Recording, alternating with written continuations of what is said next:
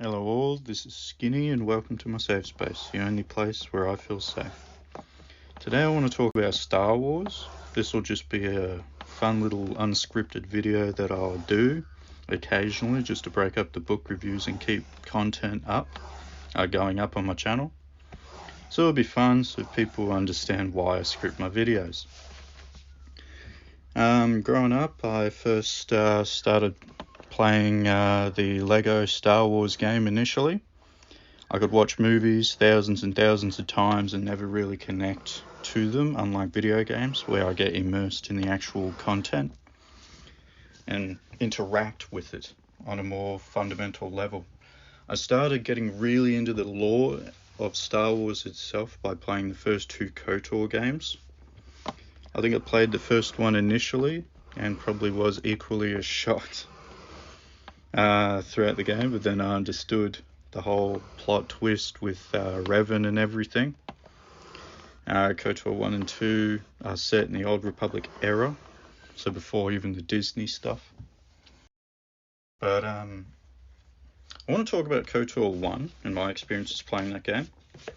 I played mostly on the light side because I found it a bit more enjoyable initially, but I did play through a dark side setting. But I think I just played as a male character because I know some people have a preference of playing female characters. It's my brother. He has a tendency to play as female characters because he likes looking at their bottoms. I don't like swearing in the video, so I'll try to refrain from it, but it's a pretty fun reason why he does that. But I usually play as a guy character because I prefer to try and get the character as much to myself as possible and how I'd react in certain situations. The one thing that personally stood out to me at the beginning of the story of KOTOR 1 was the Sith looked really cool. Not necessarily the Sith Lords or the Dark Jedi or anything like that, but the actual the trooper armor, because that was the first thing you encountered really. Then you got the Republic armor. Theirs was that orange thing similar to what the Rebel hat, like when the Rebels had the hats on. It's quite unique in a way where the armor is completely different. But the Sith armor, that silver look with the silver armor type, it looked like Doom from Marvel. But the mask itself, the visor, this black shield over the face, looked really cool. Trask is your first companion. He's your bunkmate. You rarely see each other apparently, but that introduces you to the character companion system and yourself. You can pick your classes. You got your warrior. Is it warrior or is it? Yeah, it's soldier. Sorry, soldier, scoundrel, and scout. I think I kept choosing warrior until one time I just went screw it and picked scoundrel. Now the warrior looks like, not warrior, soldier. Sorry, soldier. He's got like the big backpack on, and he's got the long boots that connect to his. I think they connect. Yeah, they connect to the crotch area, the undies part. But I always prefer, like, the scout had like the Han Solo look with the vest and the creamy coloured shirt or beige shirt underneath, while the scoundrel had the red jacket on. Now the soldier always picked like the army sort of attire, and I always was scared because I always wanted to beef up my character so it wouldn't die very often. But Scoundrel I always found, I never went through Scout. I never got the chance. I'll do another playthrough at some point and choose Scout and see what they do. Because Scoundrel, I remember going through the early terrace doors, and even though you had Karth with you later on, because you land on Taris, you start a planet. But Karth, he's your first guy, because Trask decides to do the heroic sacrifice later on. Going up against a Dark Jedi like an idiot. with a vibroblade. The vibroblades are an interesting weapon because I never even heard about them until, like, yeah, obviously KOTOR 1. But the first planet you get to is Taris, I believe, yeah. And Taris I always found to be a bit of a, I think the upper level, you get, because Karth is your technically second slash first main companion, and Karth is like a Republic officer, so he's Republic all the way. And he's, I haven't been frustrated with, I would go out of my way to find the lock picking skill to unlock those doors. Because even though Karth could do it, I always got pissed off when I had to when I tried to open it, and it would give me the, like it would just it would stay locked on me, and then I had to switch to Karth, because Karth would have his blaster, and I would always go, like, I started with a blaster on my first playthrough until I realised that later on, yeah, it's not such a good idea. But Scout, I always found, when I went to Scout, I was so relieved because you had other skills. You had the lock picking skill. You could even have the mine disposable skill. So it's very good that way. Pretty good. So you could pick up mines, or you could set them off, or you could shoot them. Actually, I don't think you could shoot them. You could throw a grenade at them, and it'd blow them up. And if you had an enemy that ran through, or you could set your own mines up, and enemies would run straight at you, and they would get like poisoned, which is where your health bar goes green, or they get shocked, or they blow up. They're like a frag. A sonic one, I think there's a chance of stun. But yeah, on Taris, there's 3 levels to Taris, so it's like a 3-layered city. So the top or upper city is like Coruscant. So you run around, you buy starter equipment, work on a few of the quests, some of the side quests. I think I remember one involving you had to get Sith armor to get into the lower city. And I know there's a I don't know until later on. I think it was my 3rd playthrough that obviously you had to give up the armor. And it was a cool armor. Like, I love that Sith armor. It just looked freaking awesome. And you had to hand it to someone, like black market arms dealer, because I think he worked for one of the gangs in the lower city who was using the Sith armor to sneak through the blockade, because the Sith were occupying Taris because when you escaped the ship, what was the ship? Endar Spire. That's what it was. See, I even remember this stuff, and I haven't played KOTOR in years, but it's memorable. I still remember a lot of it. And just by thinking just that little bit. But the Endar Spire, you escaped that, and the reason why it was being attacked by a Sith fleet, or a Sith warship, it's similar to A New Hope, where I think it was Bastila. She was a Padawan or a knight, or basically a Jedi prodigy who had the gifted art of battle meditation. Now, to explain battle meditation, it's like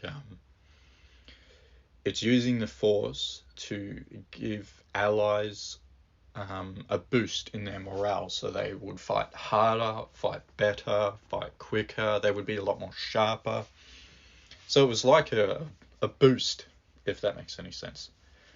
And that's the first I ever heard about that ability, battle meditation. See, some of this stuff, it gives a little bit more, that richness in the lore. The abilities, how some of these passive abilities are so much like very interesting. So the Sith blockade the planet.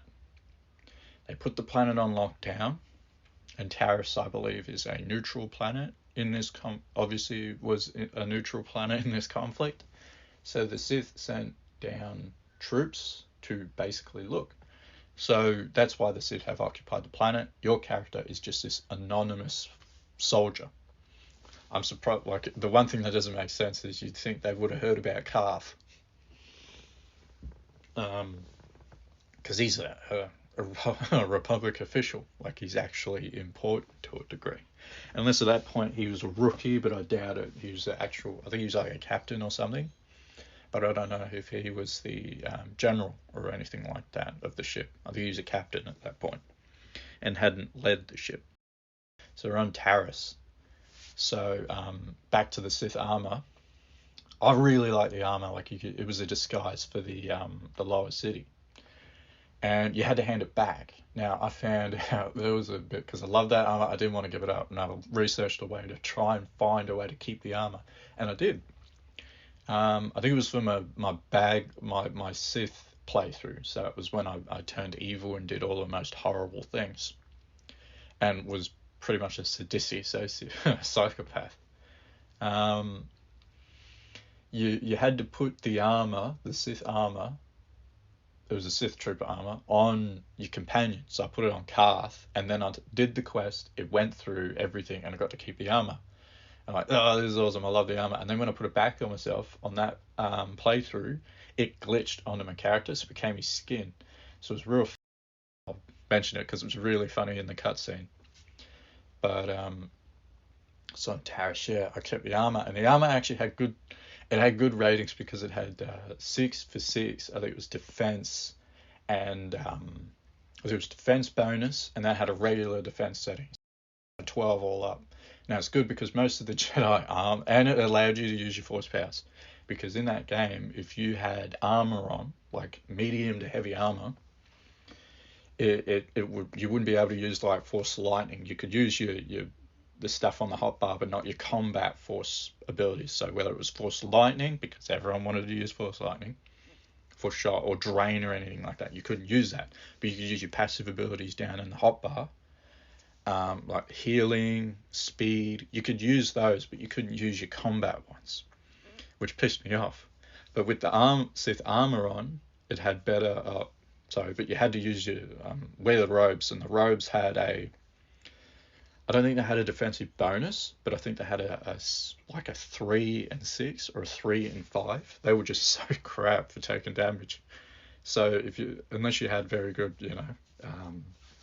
I always went for the dual wield lightsabers because I found it pretty cool. Because I liked, I think it was one of the novels where Luke versed. I think she was like Vader's secret assassin or apprentice or something, and she had a light whip, Lamaya or something like that, and she, it was like a light whip, and she shredded him the first time because it was one of those weapons that was non-existent at that point, so Luke didn't know, and he made a Shoto, and it was like a reddish pink, And I always found it cool because I'm like, you have your main lightsaber and then you have a Shoto. That's pretty cool because it's like covering your bases, and dual wielding is always pretty cool. Got to talk about more in depth with the planet as well, where Taris, and then so Upper City, yeah, I think it was, you had a few smaller quests, and then when you got the Sith armor, and there was 2 ways to get it. I think you had to murder the Sith patrol. And then there was one where you got invited to a party at the cantina, because that's where a lot of it happened, the cantina. So you go to cantina, you go to the apartment, these Sith, they go messed up at the party, and then they pass out. You steal some armor from the chests.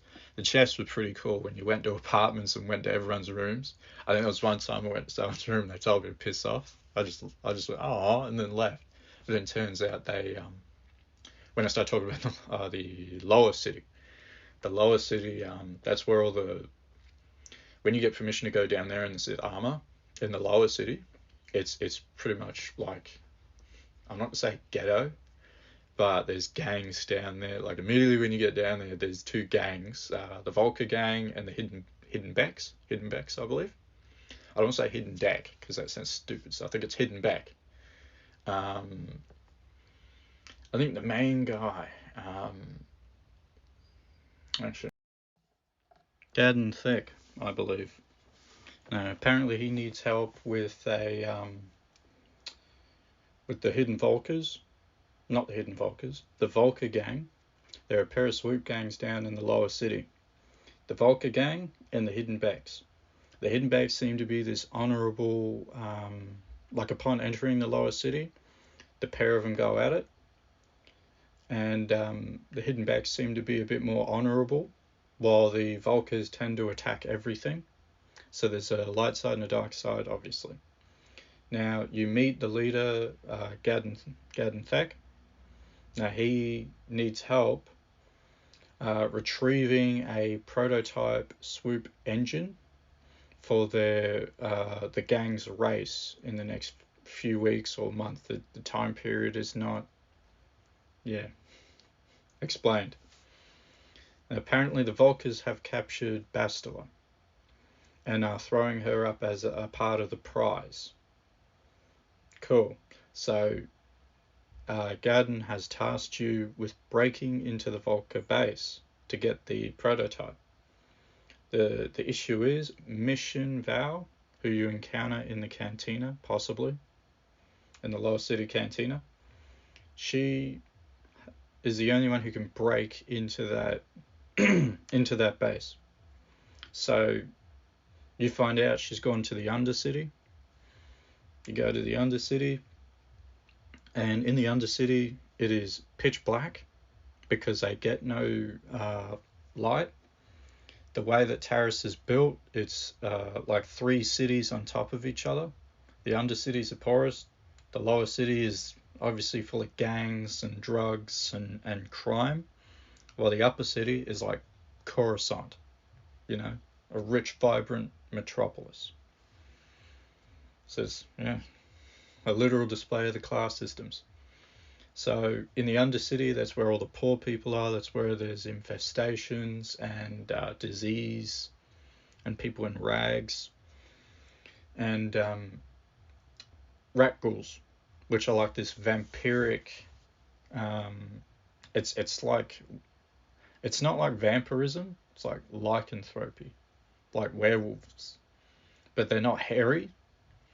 So like these alien creatures who infect people, and you become a rat ghoul. So it's very contagious. As your character health bar turns green, which is annoying, so you have to have the antidotes. So you have to go into the sewers. You encounter a few like savoury individuals along the way. A Sith patrol, an exchange patrol, who are looking for Republic's escape pods and find nothing. A Republic trooper who quickly becomes infected and attacks you. Rat ghouls, until you make it to the sewer. You go down to the Undercity sewer. Mission immediately comes to you and says Big Z is captured. Big Z is Zalbar. Zalbar is a big Wookiee. Mission is a adolescent Twi'lek, I believe, or like a teenager, which is adolescent, but I think she's like 15. She could be 14. I don't know. I don't guess. So you have to go and rescue Zalbar from Gamorrean exchange bounty hunters. Gamorreans are the piggies, I call them, because of the piggy squeal. It always is satisfying to murder them in the game, because they make the piggy squeal. It's fun. You encounter a few droids that go mental, rat ghouls, obviously. That's about it. You break into the Volker base, which is fun, because that's where a lot of the bloody damage happens, and where I had to make a lot of save points because they just kept coming at me. Apart from maybe most of them weren't really too much trouble. Apart from maybe the last couple Twi'leks. They had energy shields, so if you had blasters or Karth, you were screwed. So I always had Zalbar and I think I had Mission. Yeah, it was usually Mission and Zalbar, just because Karth was pretty useless in that mission. It was alright if you unlocked a few of the better abilities, but otherwise, yeah, Zalbar was my preferred.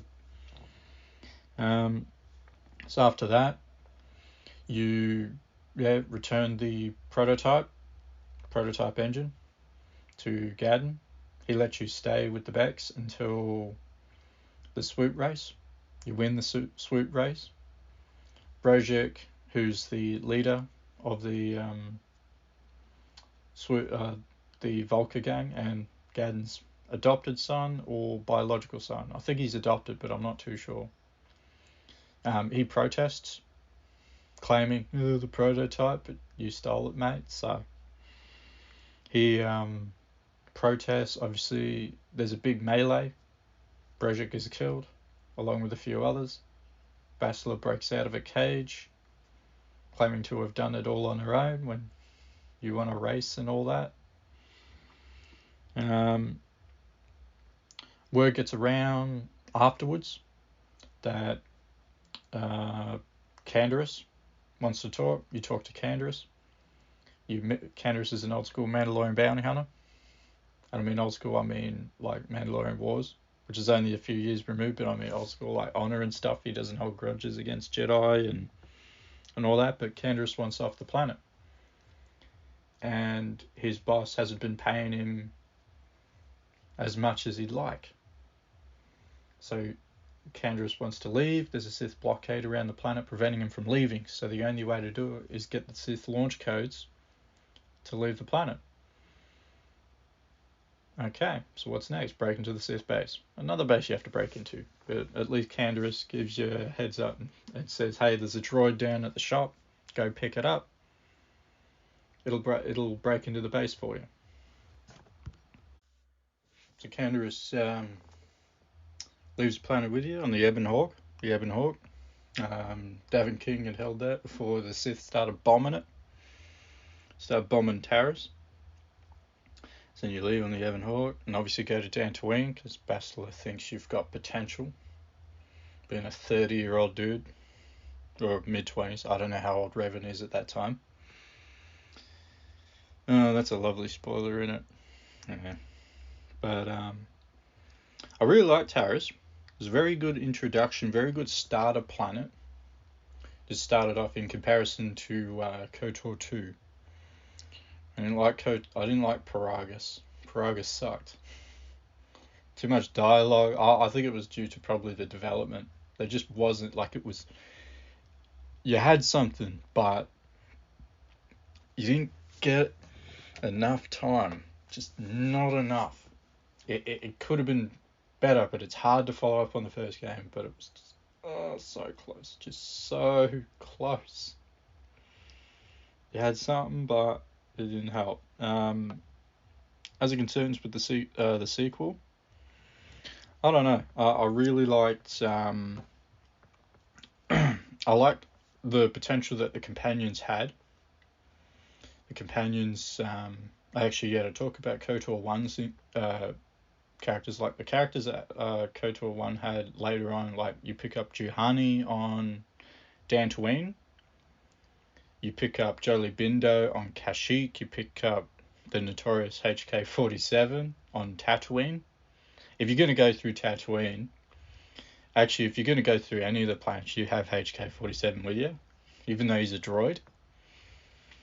It's he's friggin' always goes to violence. Always wants to kill people.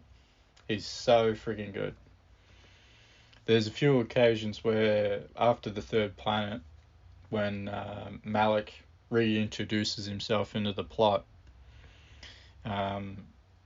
you get to walk around and call yourself like Revan and say you're Revan. And it's funny when you go to Korriban. I think Korriban is probably I'm gonna say the dark horse of that first game. Like it is a game you either save for last or second to last, or one of the first planets you visit, because it's such a good game. Not a good game, a good planet. Like it's you get to see things from the Sith perspective. They don't immediately attack you. You get to like actually learn what the Sith actually stand for, instead of lightning fingers and emotional turmoil. There's actually I'm gonna say, like, it's not flawed teachings. There's flawed teachings on both sides, but it's more you get to see what the perspective is. They, like, the Jedi treat the Force as a responsibility, while the Sith treat the Force like a gift It was gifted to us, so, take advantage of that. Enjoy the gift. Revel in the gift. Love the gift, Not love it like in a weird way, but love it like enjoy it. You have power, flex it. While the Jedi, it's like we have a big responsibility to use the Force wisely and restrict ourselves, and there's a lot of lore on Korriban in that first game. And I think the biggest issue with the sequel is even with the companions. The companions weren't fleshed out enough. Like there's Atten was alright. Atten Rand. You encounter him on Paragus. He's interesting because you find him on Paragus, and I think a lot of the characters in KOTOR 2 have a lot of it's not depth, but nuance to them. Aden Rand was a former assassin for the Empire, and he specifically hunted Jedi until it was revealed he was possibly Force sensitive. So he pulled a runner, and I don't know if he was a fugitive or anything like that, but left. Kreia explains a lot of the nuances of the Force to you, to your character. Now, the character is an exiled Jedi, so he cut themselves off from the Force. Canonically, they're female. I played as a dude, because, got to play as a guy. I think the second playthrough I played as a chick. But, character's Kreia, and yourself.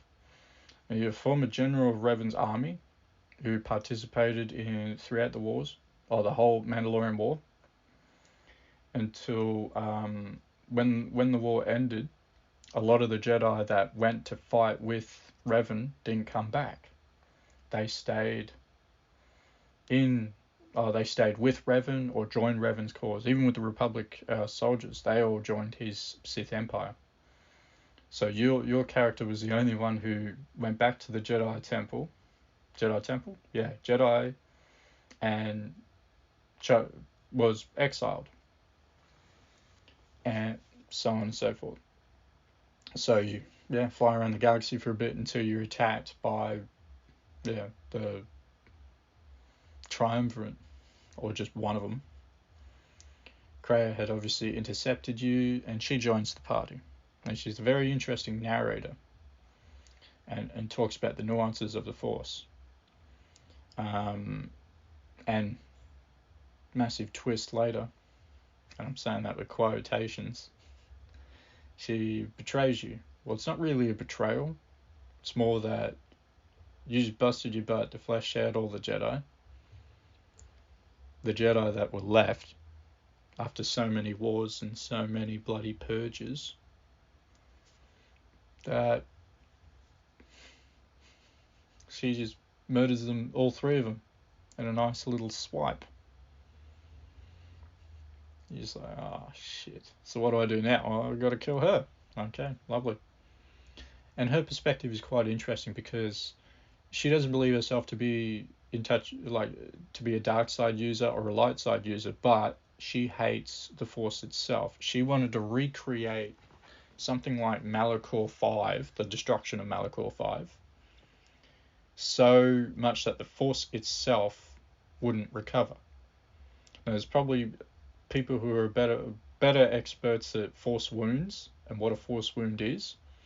The main character, yourself, is or myself in this case, I don't know how a Force wound can apply to a person. I thought it was like a destruction of multiple lives instead of multiple lives latching onto one person. I'm not sure, but it's like, I think it's like the result of war in the Star Wars universe. Like when people come back from the military and they're just, after killing a person, they're different or damaged. I think different is a better term for it. I don't want to say damaged because it implies that they can't be fixed or anything like that, or they just need to be fixed. And some people have to learn to live with it. So I think with the Force being a constant around people, it just the Force itself can be damaged by mass destruction of lives. But I think, I don't know much about Force wounds itself. That was the first time I heard about it, but I didn't think it would apply to a person. But I think what's happened is it's similar to, like, Kreia would hang around Force wounds or people with particular abilities. Because, like, you got characters like Darth Nihilus and Darth Sion, who are the main baddies in the game.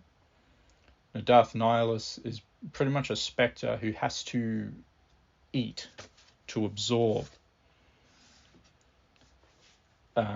So he uses the Force Drain ability to quench his hunger.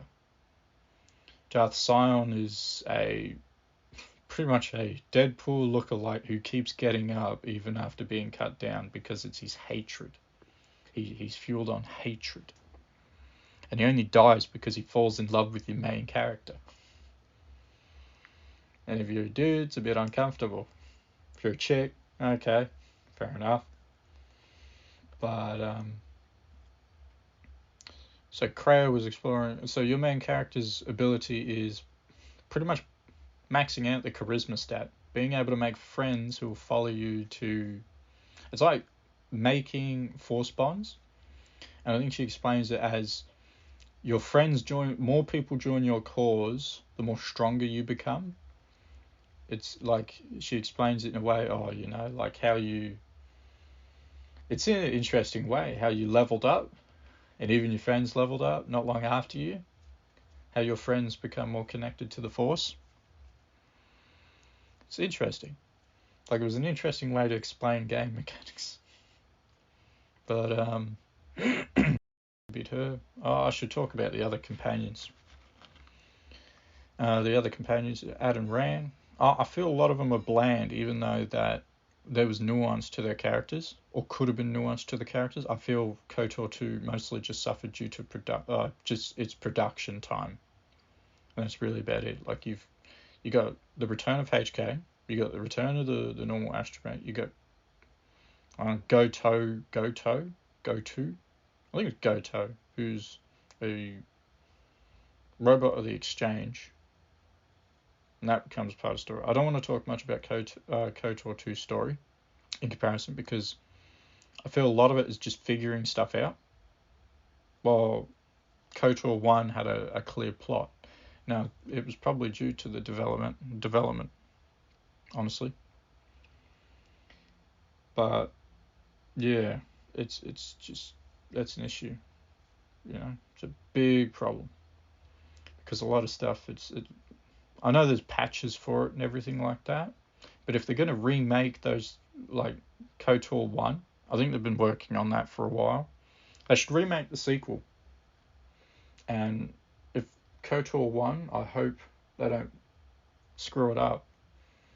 They make it really good and expand it and figure stuff out. And if it's really good, and if a lot of people love it, they should remake the sequel, because I think the sequel could do very well. The sequel's very good when it comes to lore. It expands the lore. And it would be, it would actually probably bring some fans back. I'll probably end this video at 20 minutes, or roughly 20-something minutes, and talk about the movies. So, thanks for watching. Like and subscribe. See you later.